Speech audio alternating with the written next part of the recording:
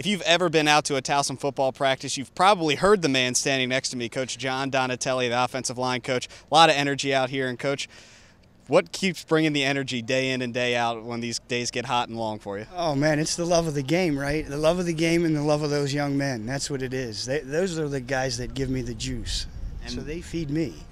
The offensive line this year, obviously a new look. But this time last year, were you almost molding these guys to get ready for this moment that they're facing? You know, that's what we even talked about that last year, I think, at this moment. One of my major objectives last year was to not let there be a big drop-off just because we lost a senior group. So those seniors that graduated, boy, weren't they wonderful? They achieved so much, and the thing that they wanted to do was role model for those young men, and they did a great job. And now the guys that are next stepping into their shoes, you can see the just the enthusiasm in their eyes every day to learn. They're hungry, and they learned how to keep each other accountable from watching those older guys last year. And how are they looking out here early on in camp?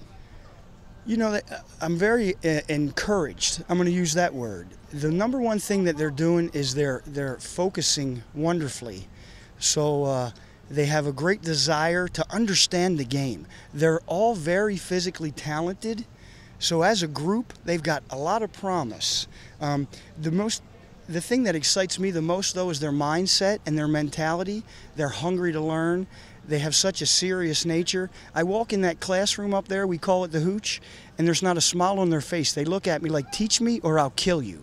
And I love that. They keep me accountable.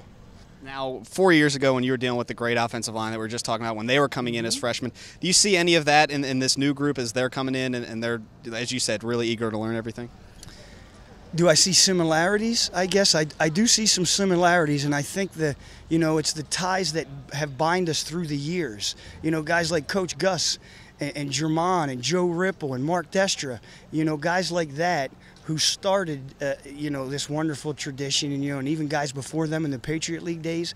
But I think that the young men right now feel that sense of tradition, and they have even above that responsibility to carry that tradition on. And what excites me is they want to set the bar higher. They're not satisfied doing with just what happened in the past. They know in their minds we can be better, and they're not afraid to work to that level. Well, we sure hope they set the bar high. Coach, thanks for joining us today. Hope is not a strategy, my friend. We're going to keep working. Great job, buddy. 3rd down and goal at the 1 with 19 seconds left. They trail by 3.